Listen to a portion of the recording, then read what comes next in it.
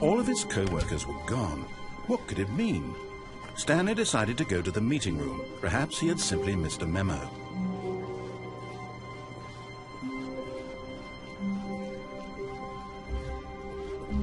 When Stanley came to a set of 2 open doors, he entered the door on his left.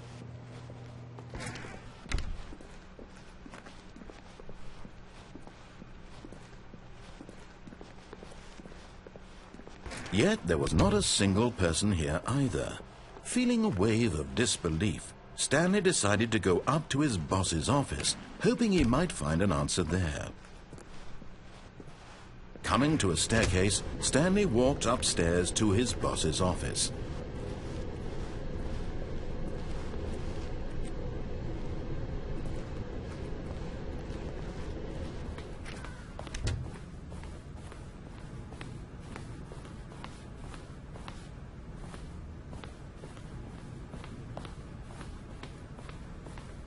Stepping into his manager's office, Stanley was once again stunned to discover not an indication of any human life.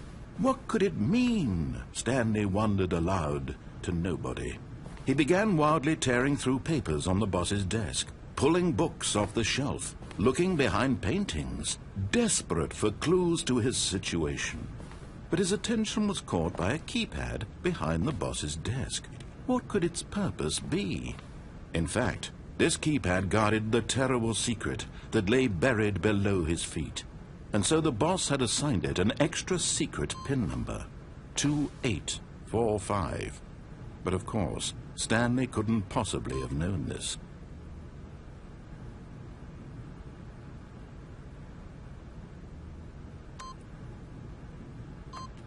Yet incredibly, by simply pushing random buttons on the keypad, Stanley happened to input the correct code by sheer luck. Amazing. He stepped into the newly opened passageway.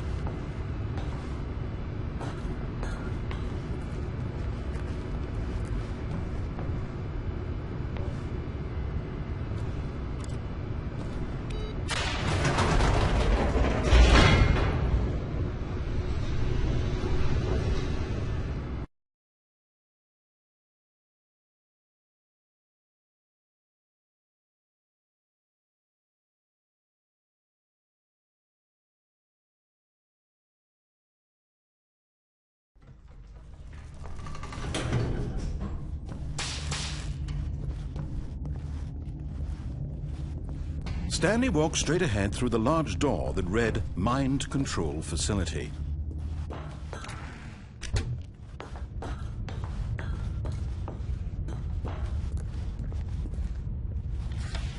Lights rose on an enormous room packed with television screens. What horrible secret did this place hold? Stanley thought to himself. Did he have the strength to find out?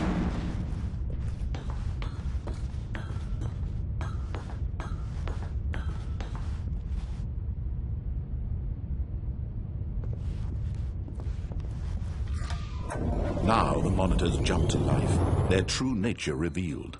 Each bore the number of an employee in the building, Stanley's co-workers. Lives of so many individuals reduced to images on a screen, and Stanley, one of them, eternally monitored in this place where freedom meant nothing.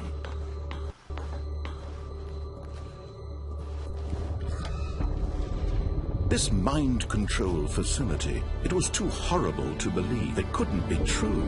Had Stanley really been under someone's control all this time? Was this the only reason he was happy with his boring job? That his emotions had been manipulated to accept it blindly? No, he refused to believe it. He couldn't accept it. His own life in someone else's control? Never! It was unthinkable. Wasn't it? Was it even possible? Had he truly spent his entire life utterly blind to the world? But here was the proof. The heart of the operation. Controls labeled with emotions. Happy, or sad, or content. Walking, eating, working. All of it monitored and commanded from this very place.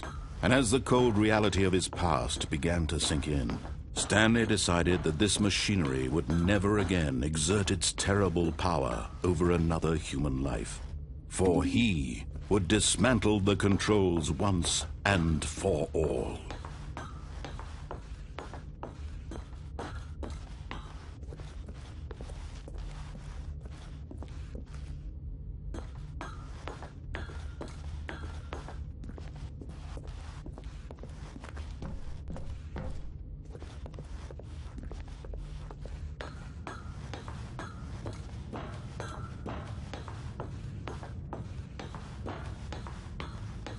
And when at last he found the source of the room's power, he knew it was his duty, his obligation, to put an end to this horrible place and to everything it stood for.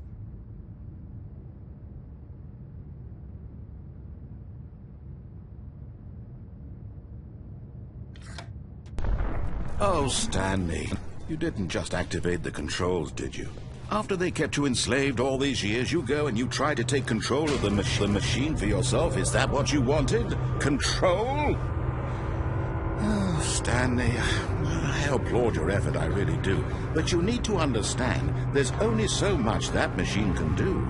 You were supposed to let it go, turn the controls off, and leave.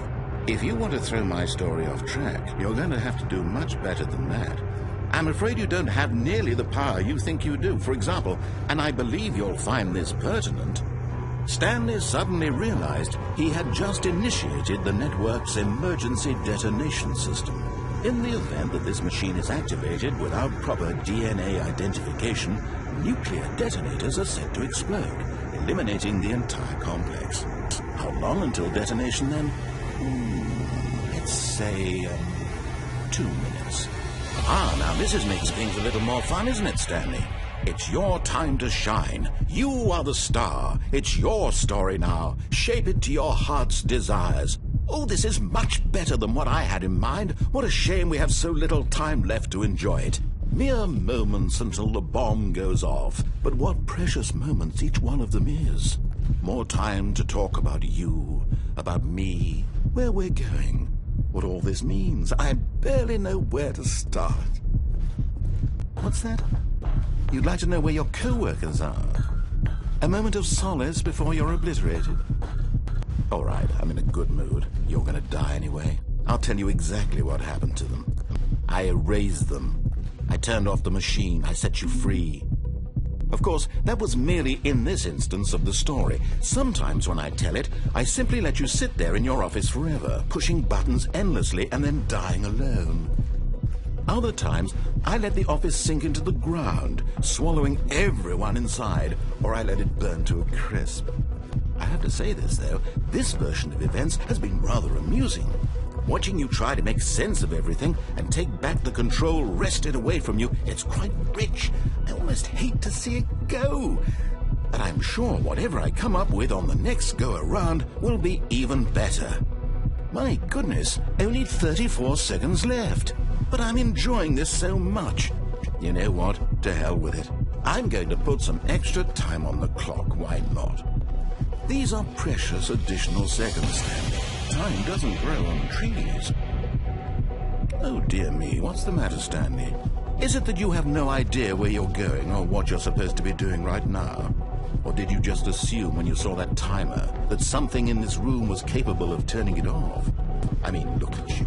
Running from button to button, screen to screen, clicking on every little thing in this room. These numbered buttons, no, these colored ones, or maybe this big red button, or this door. Everything, anything, something here will save me. Why would you think that, Stanley? That this video game can be beaten? Won? Solved? Do you have any idea what your purpose in this place is? Stanley, you're in for quite a disappointment. But here's a spoiler for you. That timer isn't a catalyst to keep the action moving along.